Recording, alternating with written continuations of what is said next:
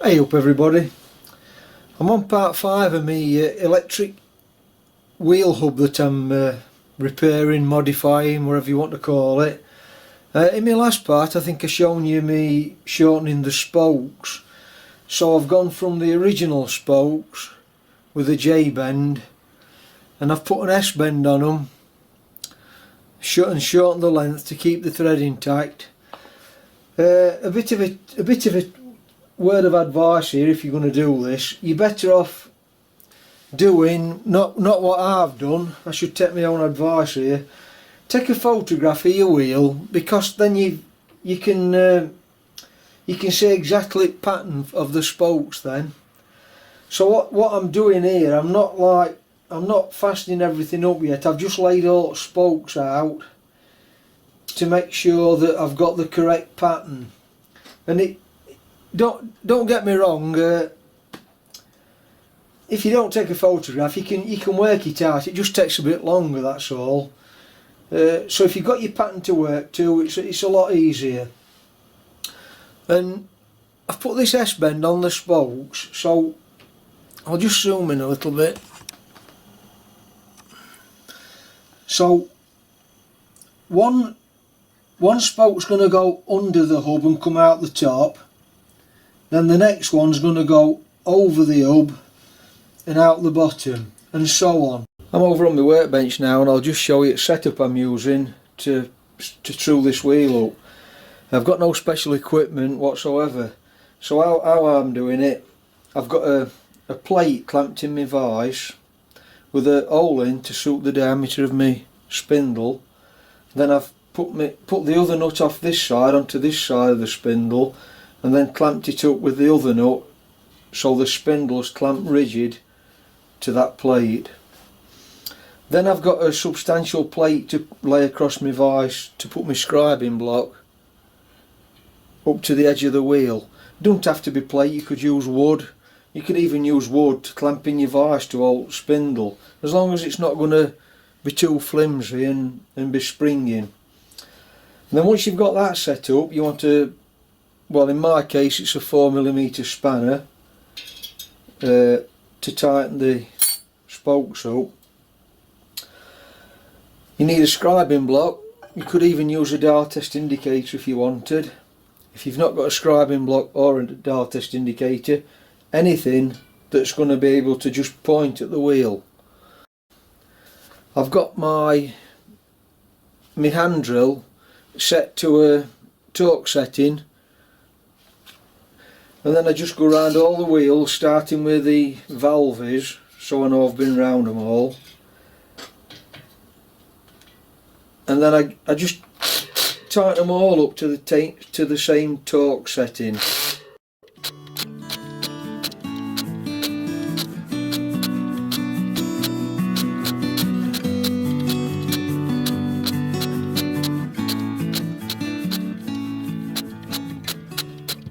So when I've got them all torqued up, you'll probably notice this.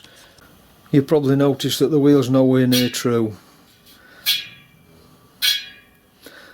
So although it's not too far away on diameter, it's way out on the side. So I've got to, for instance this piece here, I've got to tighten the inside spokes up to pull it this way, and as I'm tightening that I'll just loosen slightly the other side,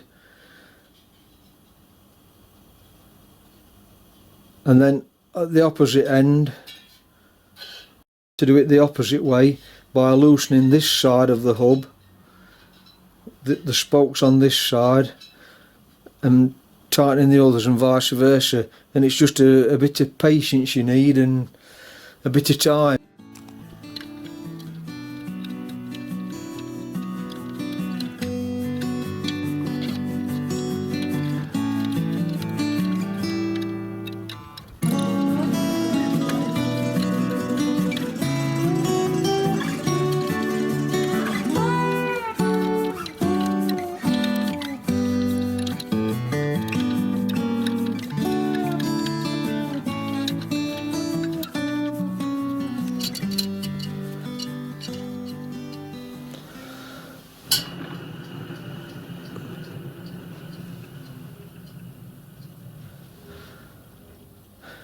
Okay, then I've got that within a couple of thou now. Obviously the wheels are rolled, so you will have probably little humps here and there. It's like setting a job up in a lathe, is a good analogy I suppose, in a four-jaw chuck. And then if you persevere, you'll get there. I'll just mention this for the eagle-eyed of you out there. Originally I was going to bend all the spokes and put an S-bend on. I said that in my last video, I think. While I was doing all the bending, I managed to come across a set, not a complete set. I think there were 17 spokes that were the correct length that I needed with the J-bend on. So I've put all those in on this side, and then I've put all my bent ones on the other side. So anybody that might have noticed that might be thinking, I thought that spoke were going to be threaded through and over like these inside ones. That's the reason. Just before I take this out at vice, I thought while it was set up I'd just pass this information on to anybody that don't know. If your wheel's spinning, to check your motor windings, if your wheel's spinning and you put two other phasers together, the magnetic forces stop the wheel. And if you try that in all the combinations,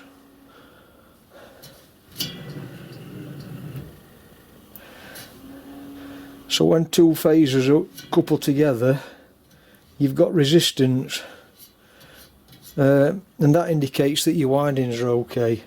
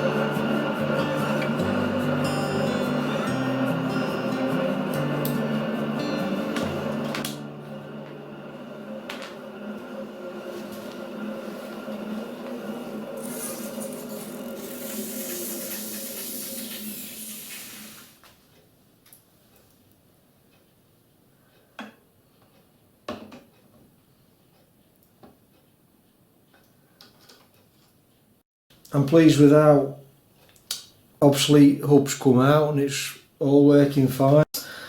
Okay, then that's it. Then I've had my test run now, and I'm happy with that.